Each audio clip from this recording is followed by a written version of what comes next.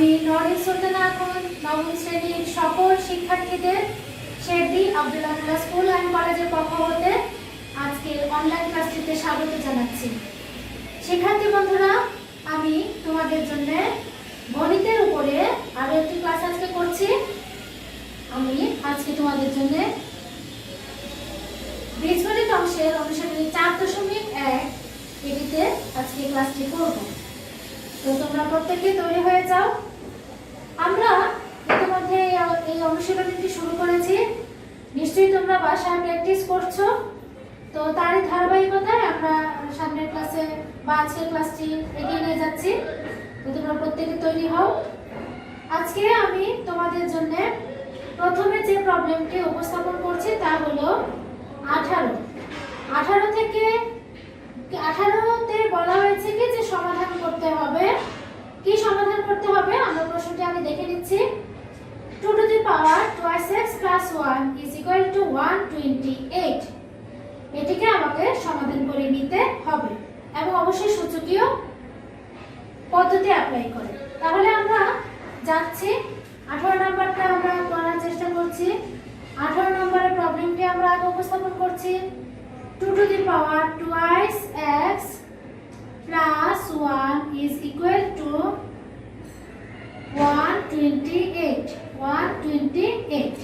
আচ্ছা স্টুডেন্টস, খেয়াল করো, আমাদের বাম পক্ষের দিকে যদি আমরা তাকাই দেখতে পাচ্ছি এখানে ভিত্তিটি কি 2, আর ডান পক্ষের দিকে যদি তাকাই 128।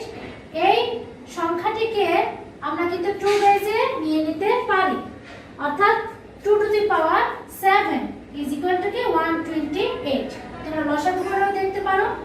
তাহলে আমরা বাম পক্ষে যেটি আছে সেটিকে আমরা উপস্থাপন করছি twice x plus 1 is equal to 128 না লিখে 2 to the power 7 লিখে দিচ্ছি। বা এই দুই পাশ থেকে বাম পক্ষ এবং ডান পক্ষ থেকে স্টুডেন্টস খেয়াল করো, আমরা দেখতে পাচ্ছি যে ভিত্তিটি কিন্তু একই রকম, পাওয়ার একই রকম না।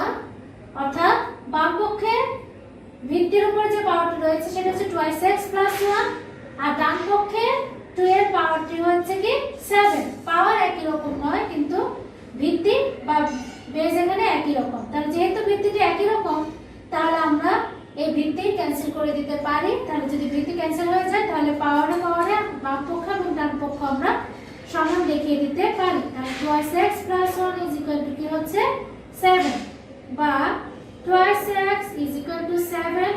এই 1 কে যদি পক্ষান্তর করো প্লাস 1 ছিল সেটি কি হয়েছিল মাইনাস 1, বা twice x is equal to কি 6। তাহলে বা x is equal to 6 divided by 2 দিয়ে 6 কে কেটে দাও 3। তাহলে সুতরাং x is equal to কত 3। যেহেতু আমাদেরকে সমাধান করতে বলা হয়েছে তাহলে আমরা লিখে দিতে পারি কি নির্ণেয় সমাধান is equal to x is equal to কত 3। তাহলে দেখলে স্টুডেন্টস কত সহজ পন্থায় আমরা এই প্রবলেমটি উপস্থাপন করে নিলাম। তাহলে সমাধানের যে আরো কয়েকটি প্রবলেম এখানে আছে তোমরা তা সলভ করে নিও। এবার আমি তোমাদের জন্য নেক্সট যে প্রবলেমটি উপস্থাপন করব তা হচ্ছে তোমাদের এই অনুশীলনীর 21 নম্বর প্রবলেমটি। আমরা তাই এখন সমাধান করতে যাচ্ছি। 21 নম্বরে প্রশ্নটিতে কি দেওয়া আছে সেটা আমরা দেখি। দেখতে পাচ্ছি এটি একটি সৃজনশীল প্রশ্ন। তো প্রশ্নটিতে উদ্দীপক হিসেবে আছে p is equal to x to the power a, q is equal to x to the power b এবং r is equal to x to the power c। এটি হলো উদ্দীপক। তার আলোকে কতে বলা হয়েছে কি p to the power bc into q to the power minus ca এর মান নির্ণয় করো। খতে p divided by q whole to the power a plus b into q divided by r whole to the power b plus c ভাগ বা divided by 2 into p r whole to the power a minus c এর মান নির্ণয় করো।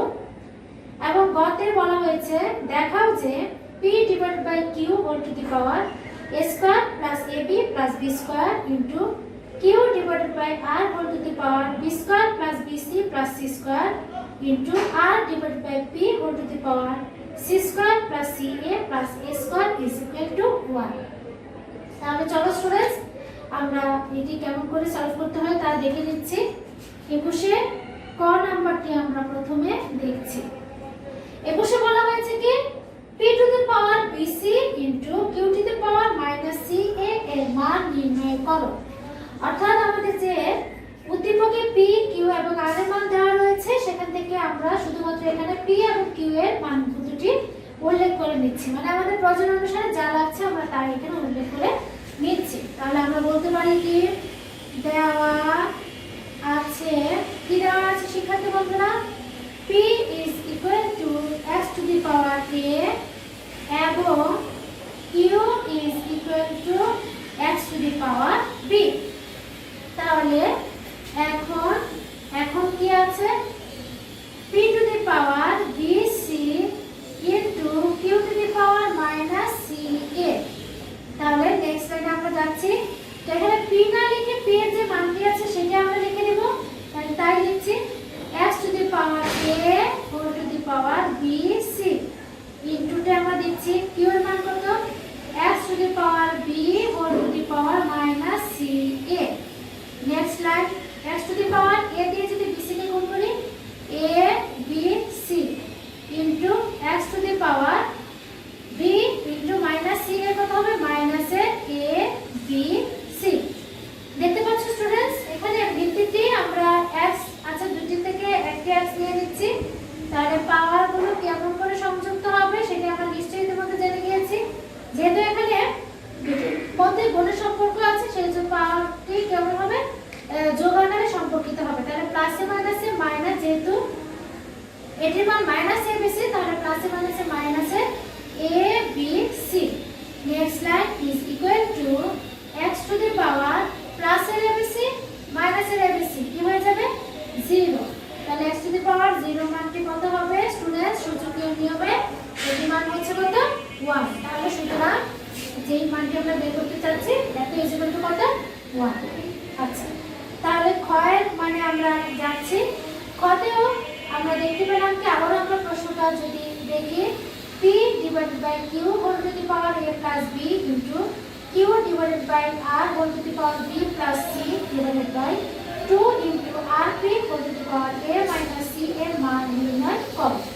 তাহলে এখানে p q এবং r তিনটির মানটি আমাদেরকে এখানে উল্লেখ করে দিতে হচ্ছে।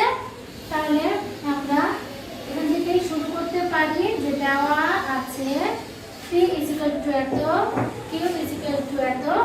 তারপর আমরা যদি r এর মানটি বলি সেই r এর মানটিও আমরা এখানে উল্লেখ করে নিতে পারি এবং r is equal to কত দেওয়া আছে x to the power c। তাই না স্টুডেন্টস? আচ্ছা এবার আমাদের যে মানটি দেওয়া আছে সেই রাশিটিকে আমরা নিয়ে নিচ্ছি। যে এখন প্রদত্ত রাশি কি আছে শিক্ষার্থী বন্ধুরা p divided by q, সেটা আমরা এখানে উপস্থাপন করছি p divided by q whole to the power a plus b into q divided by r whole to the power b plus c divided by 2 into rp whole to the power a minus c। তাহলে next line শিক্ষার্থী বন্ধুরা a R q এর মান বসিয়ে দাও। প্রথম অংশে a এর মান কত x to the power a divided by q এর মান কত x to the power b whole to the power a plus b into q এর মান কত x to the power b divided by r এর মান কত x to the power c whole to the power b plus c ভাগ 2 into r এর মান কত students x to the power c into p এর মান কত x to the power a whole to the power a minus c। আমরা এইভাবে এসে জাস্ট মান p q এবং r এর মানগুলো বসিয়ে দিলাম। এবার আমরা আমাদের প্রসিডিউর অনুযায়ী এগিয়ে যাই। ব্র্যাকেটের ভিতরে x to the power a divided by x to the power b থেকে x নিলাম, তাহলে a minus b আসবে whole to the power a plus b into x to the power b minus c whole to the power b plus c divided by 2 into এখান থেকে x to the power a plus c, যেহেতু গুণের সম্পর্ক, whole to the power a minus c. Next লাইনটা আমি উপরেই দেখাচ্ছি students, খেয়াল করো। এটা ক্ষয়ের অ্যান্সার। আচ্ছা, তাহলে নেক্সট লাইনে আমরা কি করব, is equal to x to the power a plus b into a minus b, কি হয়ে যাবে স্টুডেন্টস, গুণ করলে পরে a square minus b square into x to the power b plus c into b minus c, তাহলে b square minus c square divided by 2 into x to the power a square minus c square, যেহেতু a plus c into a minus c। তাহলে এবার আমরা দেখতে পাচ্ছি x to the power a square minus b square এর সঙ্গে x to the power b square minus c square এর গুণের সম্পর্ক। তাহলে এই গুণফলটির সঙ্গে আবার 2 into x to the power a square minus c square এর ভাগের সম্পর্ক, তাই না? তাহলে যদি আমরা এই গুণের সম্পর্কটিকে আগে দেখাই, অর্থাৎ এখানকার যদি কাজটি আগে করে নেই, তাহলে তাই করছি। x টু দি পাওয়ার আমাদের কি আছে এখানে, পাওয়ার a square minus b square, এখানে গুণের জন্য কি আসবে, যোগ b square minus c square ভাগ 2 ইনটু এখানে যা আছে আপাতত আমরা তাই রেখে দিচ্ছি।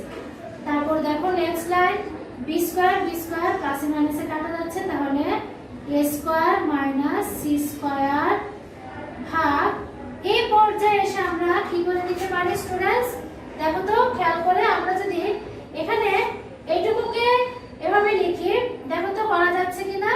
এই ভাগটিকে যদি গুণ আকারে দিয়ে দেই তো এটি উল্টে যাবে না, অর্থাৎ 1 divided by 2 into x to the power a square minus c square আসবে, তাই তো স্টুডেন্টস? এটাই তো আমরা এখান থেকে বুঝতে পারছি, তাই না? তাহলে নেক্সট লাইন আমরা কি করতে পারি সেটি আমরা দেখি। নেক্সট লাইনে আমরা এই হাফটাকে সামনে নিয়ে আসছি, হাফ ইনটু এখান থেকে আমরা যদি x কমন নিয়ে নেই a square minus c square, তারপর আবার দেখো এখানে কি আসছে, এখানে a ইনটু দিয়ে, অথবা আমরা যদি বলি x inverse a square minus c square, তাই না? যদি আমরা তাহলে একবারে ক্যালকুলেশন করে দেই, মাইনাস এর a স্কয়ার প্লাস এর c স্কয়ার, তাহলে is equal to half into a square plus মাইনাসে কাটা, c স্কয়ার প্লাস মাইনাসে কাটা, তাহলে half into x to the power 0 is equal to half into x to the power 0 এর মান কত, 1, তাহলে ইজ ইকুয়াল টু কত, হাফ। তাহলে আমাদেরকে হতে বলা হয়েছে কি যে p divided by q whole to the power a plus b into q divided by r whole to the power b plus c divided by 2 into r p whole to the power a minus c এর মান নির্ণয় করো, আমরা তাই করেছি। তো এবার আমরা গয়ের অংশে যাচ্ছি। গতেও আমাদেরকে এখান থেকে দেখাতে হবে যে p divided by q whole to the power a square plus ab plus b square ইনটু q divided by r whole to the power b square plus bc plus c square into r divided by p whole square c square plus ca plus a square is equal to 1। তাহলে আমরা দেখি এটিকেও আমরা সূচকীয় পদ্ধতিতে কেমন করে solve করে নিতে পারি। এটা হচ্ছে কি গ, তাহলে আমরা গয়ের অংশে যাচ্ছি। তো আমরা বরাবরের মতোই আমাদের এখানেও p q এবং r এর মানটি নিয়ে নিতে হচ্ছে। তাহলে দেওয়া আছে p is equal to x to the power a, q is equal to x to the power b এবং r is equal to x to the power c। তাহলে left side is equal to p divided by q whole to the power a square plus ab plus b square into q divided by r whole to the power b square plus bc plus c square into r divided by p whole to the power c square plus ca plus a square। তো p এর মানটি বসিয়ে দাও, p এর মান কত x to the power a, q এর মান কত x to the power b whole to the power a square plus ab plus b square। Into q এর মান বসিয়ে আমরা মানগুলো বসাচ্ছি। এখানে কিউ এর মান কত x to the power b, আর এর মান কত x to the power c whole to the power b square plus bc plus c square. তো আর এর মান বসাও x to the power c, p এর মান x to the power a whole to the power c square plus ca plus a square. আচ্ছা next line is equal to এখান থেকে ভিত্তিটাকে নিয়ে a মাইনাস b আকারে লিখে দিচ্ছি a square plus ab plus b square into x to the power b minus c into কি আসছে দেখো খেয়াল করে, বা আমরা যদি একবারই করি পরবর্তীতে x to the power b minus c b square plus bc plus c square into x to the power c minus a whole to the power c square plus ca plus a square. দেখতে পেয়েছো students কি করেছি? আচ্ছা তাহলে পরের লাইনে আমরা যাচ্ছি। পরের লাইনটি কি করা যায় দেখি। পরের লাইনে আমরা দেখতে পেলাম যে x to the power a minus b into দেখো x to the power a minus b into a square plus ab plus b square পেয়েছি, তাই না? আবার x to the power b minus c into b square plus bc plus c square পেয়েছি into x to the power c minus a into c square plus ca plus a square পেয়েছি। তাহলে দেখো এখান থেকে আমরা কি করতে পারি, x to the power a minus b into a square plus ab plus b square. এটা একটা সূত্র না students, a cube minus b কিউবের, তাহলে আমরা তাই লিখে দিচ্ছি a cube minus b cube into এটা কি হবে b minus c into b square plus bc plus c square. এটি হবে x to the power b cube minus c cube into x to the power c minus a into c square plus ca plus a square. এটি কি হবে c cube minus a cube. Next line আমরা ভিত্তি থেকে নিচ্ছি, তাহলে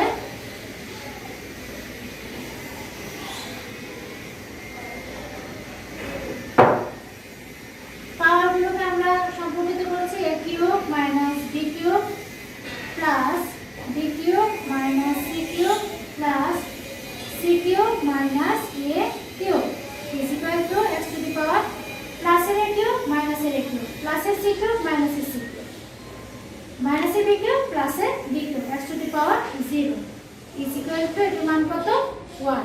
তাহলে আমরা যদি আমাদের বইতে তাকাই তাহলে কি পাবো যে এটির মান কত রাইট সাইডে আছে 1, তাহলে আমাদের রাইট সাইডের সঙ্গে মিলে গিয়েছে, তাহলে আমরা বলতে পারি কি রাইট সাইড। সুতরাং left side is equal two right side. আমাদেরকে যেহেতু দেখাতে বলা হয়েছে তাহলে আমরা শর্ট লিখে দিতে পারছি। তো দেখলে স্টুডেন্টস কেমন করে আমরা প্রবলেমটি সলভ করে নিলাম। তো আজকের ক্লাসটি তোমরা নিশ্চয়ই বুঝতে পেরেছো। তো আজকের ক্লাসের জন্য আমি বাড়ি কাজ দিচ্ছি তোমাদেরকে।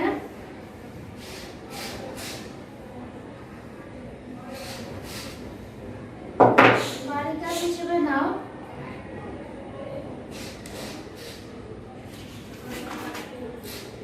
17 থেকে 21 নং এই অনুশীলনী 17 থেকে 21 নং পর্যন্ত তোমরা সলভ করে রেখো। তাহলে এতক্ষণ আমার সঙ্গে থাকার জন্য প্রত্যেককে ধন্যবাদ জানিয়ে ক্লাসটি আমি এখানে শেষ করছি। ভালো থেকো।